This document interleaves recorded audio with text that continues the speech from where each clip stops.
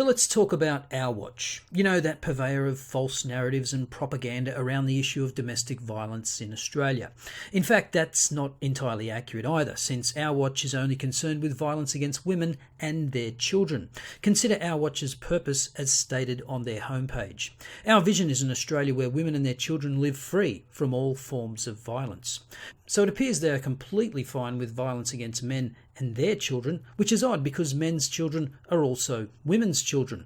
I would post a Venn diagram if I thought it would help, but to the ideologues at Our Watch, I doubt it would make a difference. And there's also the issue that women are sometimes violent to their own children. But none of that seems to matter to Our Watch. And now they have a new campaign called Doing Nothing Does Harm. The idea is built around speaking out against disrespecting women, because the narrative that has been government policy for some time now is that disrespect and gender inequality leads to violence against women. Here's the ex-virtue signaller in chief. Disrespecting women does not always result in violence against women, but all violence against women begins with disrespecting women.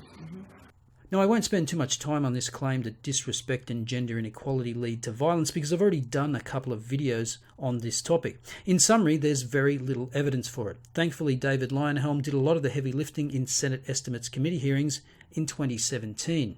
TNS document states, and I'm going to quote here, "There is strong community support for the cessation of extreme violence against women.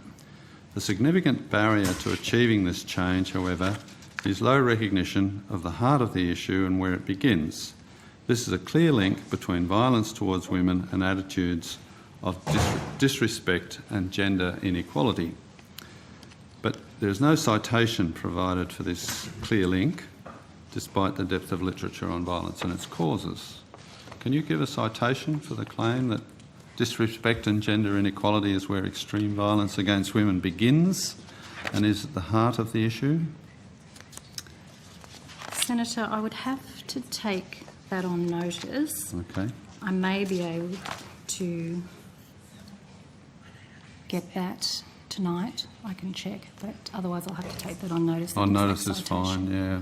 But while you're at it, can you also give a citation that suggests that poverty, alcoholic abuse and drug abuse are not where extreme violence against women begins and are not at the heart of the issue?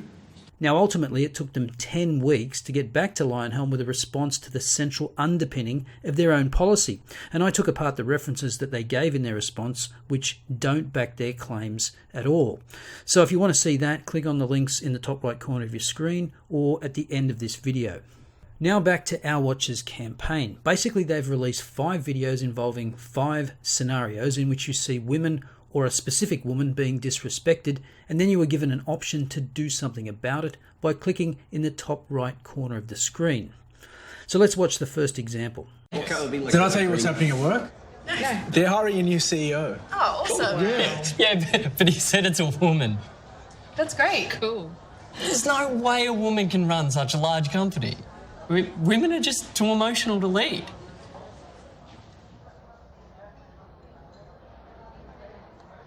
So if you click in the top corner where it says say something, you get an example of what to say because you're a moron that can't think for yourself. Come on, mate. It's not the 1950s. Yeah, women can run companies too. What year are you living in? Congratulations, you did something to stop disrespect towards women. Apparently mansplaining is okay when it's done in service of the woman. Now let's see what happens when you say nothing. You know what it's like in big businesses? It's competitive. I don't think a woman can handle it. To see more disrespect towards women, keep doing nothing. Well, I have to say, that's a bit of an anticlimax. I thought at least one of the men at the table would turn to his significant other and start abusing her. Now, there are many things wrong with this example. The narrative seems overly contrived, especially from these 30-something progressive types. I mean, it's not like female CEOs and entrepreneurs don't exist. But let's not get caught up with the contrived nature of the scene. Remember what the central message is, that ignorant comments lead to violence against women. That's what Our Watch wants you to believe, a belief for which there is no evidence. Now let's see how our straight white male, because it always has to be a straight white male, remember, gets put in his place in this example. Are we ready to order? Yeah. Yep. I know what I want. No cheese on the menu. What do you reckon? What? She's all right. I'm just having a bit of fun. Okay, are we going to share some pizza? Yes. I'd love that. Great. That'd be great. Wow, she really told him with that eye roll and by changing the subject. One of the worst aspects of this campaign is the message of female fragility. Out of the 5 situations, 3 times it is the males that say something. Once a female does it, and the other time, as we've seen, a female rolls her eyes and changes the subject. How empowering.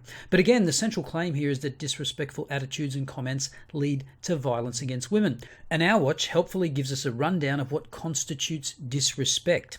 Anything that makes a woman feel humiliated, belittled, or like she's thought less of because she's a woman. And they list some of the allegedly common examples.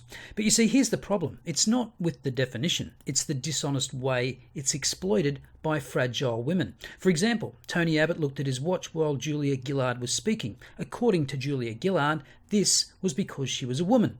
More recently, bullying of women in the Liberal Party when there was absolutely no evidence that this was directed at women in particular, and not even clear it would constitute bullying.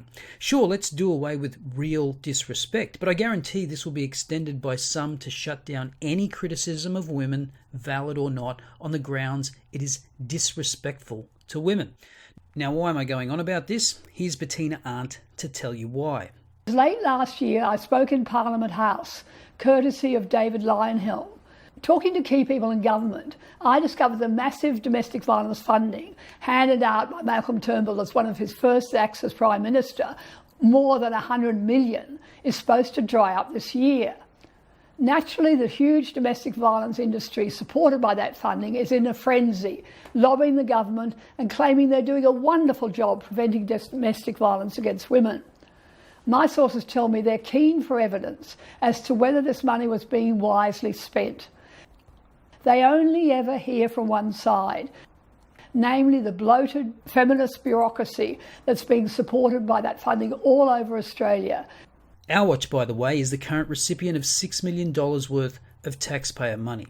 So Bettina has put together a petition directed at the Minister for Women, Kelly O'Dwyer, a link to which I will include in the comments below.